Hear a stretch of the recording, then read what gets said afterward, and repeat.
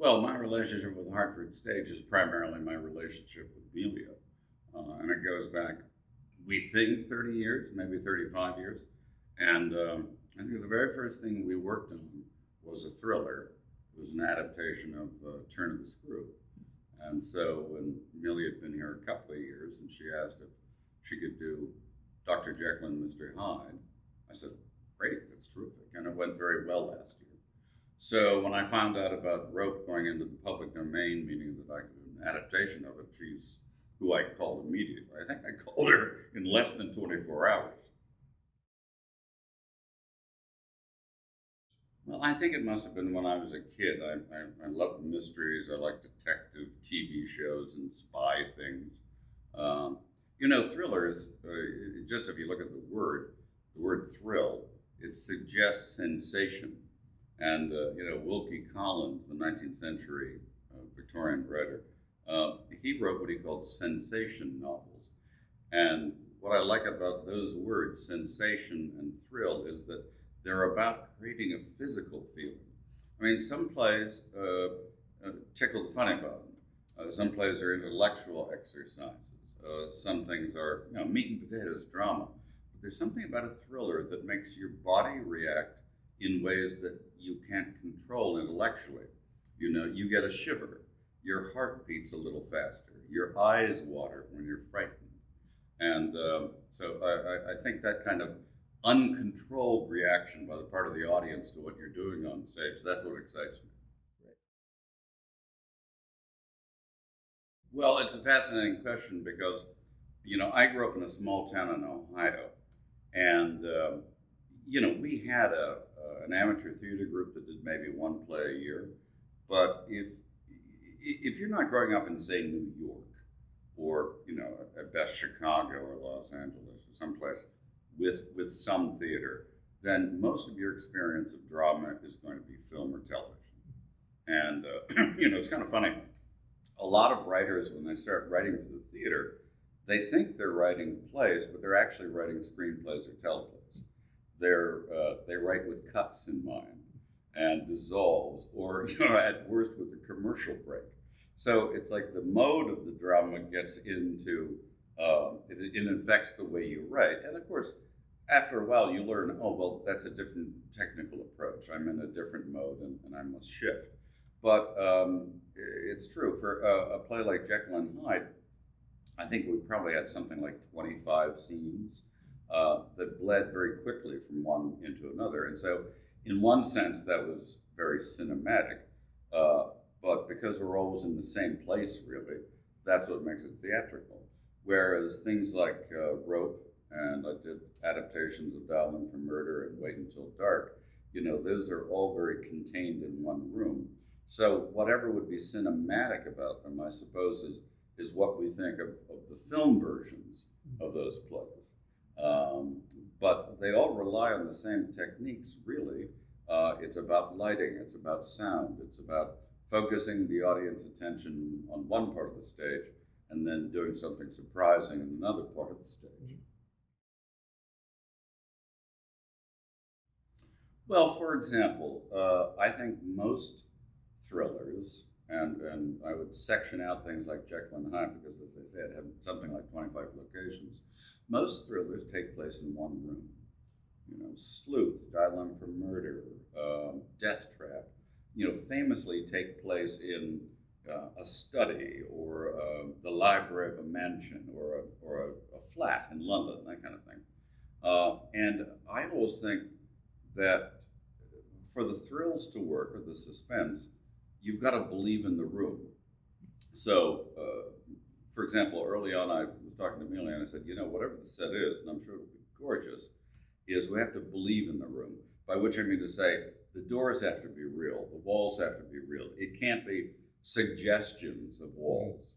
So it's the classic idea to say the locked room murder mystery. If the audience knows that the actor can walk right through that wall, because there is no wall and there's no tension.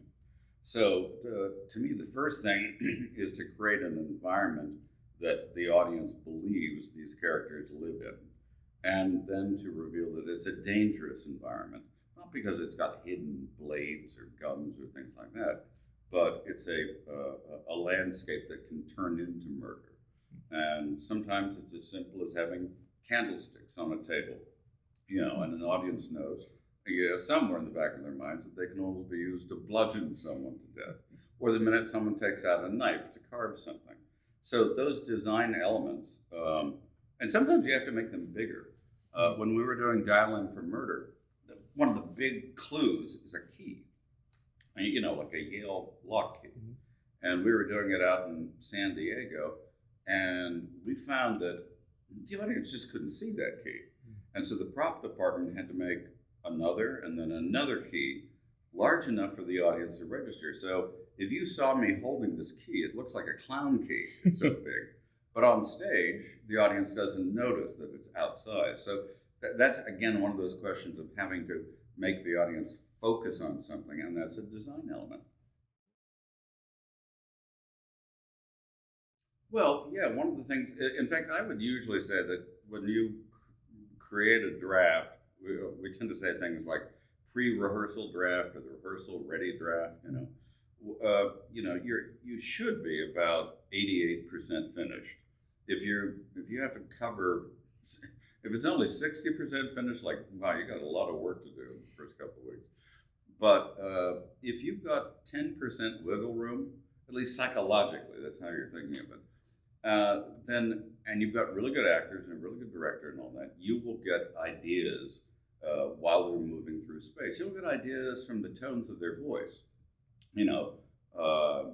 Mark Benninghoffen, who's playing Rupert's an old friend of mine, and I hear him say something, and I think, oh, it'd be nice for him to say something a bit more in that tone, or with that turn of phrase.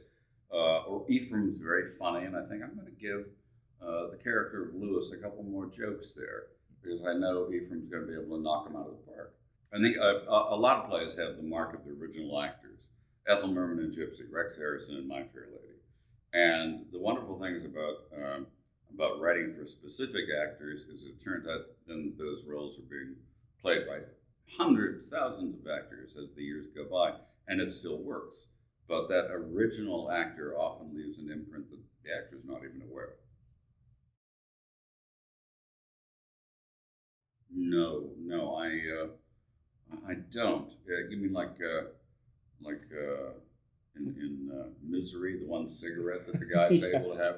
Nothing like that. I like working at home, my desk surrounded by tchotchkes and things that are connected with my career, because even on a bad day when I'm not doing very well, I can look up from the laptop and see some reference to a play and think, well, I did that, I might be able to finish this one. It encourages you to think that you've been down these roads before. Surprisingly, I do a lot of dictation these days. And I have a very good assistant who types things for me. And this was something I started doing a couple of years ago, where I got comfortable just talking into, my phone, into the recorder. And it helps because so many of the times you get ideas anywhere. Taking a walk or driving in your car, and it's like, well, I can't stop and write that down. And so, you just riff on it. And then later you go in and fix it and smooth it out and all that. But no real rituals that I can speak of. Although it is always exciting to get to, finally fade out, curtain the end. Just getting to the finish line and stumbling and collapsing. That's a ritual. It's not as much as you'd think. It may be 20 hours. I don't think that writers, at least in my experience, can get more than 3 hours decent work in a day. 3, maybe 4. And by which I mean new material. It's one thing then to go back in later and edit and change things. And then there's the business of playwriting, which is phone calls and emails and all that stuff. But, the classic, I'm going down to my office at 9 o'clock in the morning. Usually by the time you get to 12 or 1 o'clock in the afternoon, I figure I've done everything that I want to do that day. So I would love to be able to say that I'm sweating and bleeding 60, 70 hours a week, but it's not like that. But, it's also fair to say Jack Nicholson has written some things, and back in the 60s or 70s, he was working on some screenplay, and somebody said, "What are you doing, Jack?" He was just staring off into the middle distance. He said, "I'm writing." He wasn't writing, he wasn't typing or anything. He was thinking. So that's why it's hard to quantify these things, because so much of it is amorphous and hazy. Like last night, we were doing that discussion, and I thought, oh, well, there's an exchange that I could cook up for Lewis and Rupert, based primarily on the fact that I was sitting next to Daniel and Ephraim. And so while the discussion is going on, I've got to kind of remember that exchange in my head. And it would be rude for me to say, let's stop. I'm going to write that down. And then I think, well, now I've got to get to a restaurant or somewhere where I can just sit down and at least mumble something into my tape recorder. So I think that's what makes quantifying these things hard. Time expands and time contracts to do what you have to do.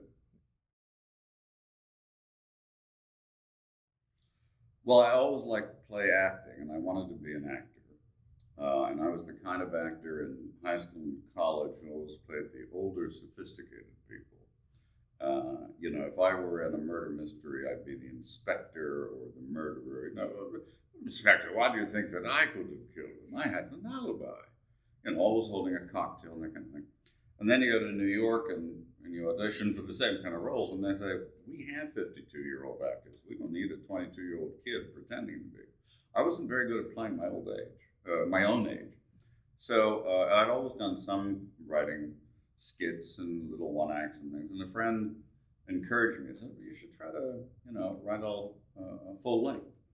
And so I did segue. But I think a lot of playwrights come from acting. I think acting is usually the entry point for most people in the theater, probably 95%. And, there are 5% of people who want to be in administration or direction or design or what have you, or, IT, what have you. But I think most people say, oh, acting. It's the splashiest. It's where all the fun is with the lights and applause. And then bit by bit we say, well, maybe it's not for me. And some people leave the profession entirely, and other people simply segue into something else. And the number of playwrights who were actors, I think easily 75% of us used to be actors.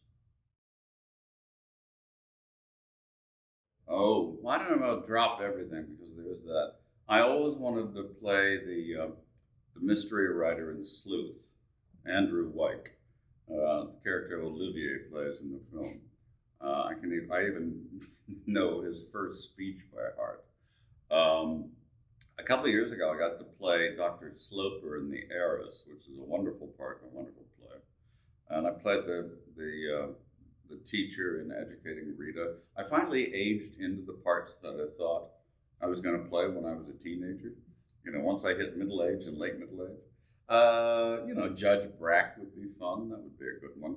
The Man Who Came to Dinner. I think I could sit in a wheelchair and play Sheridan Whiteside for 2 hours. That, I think, would be just up my alley.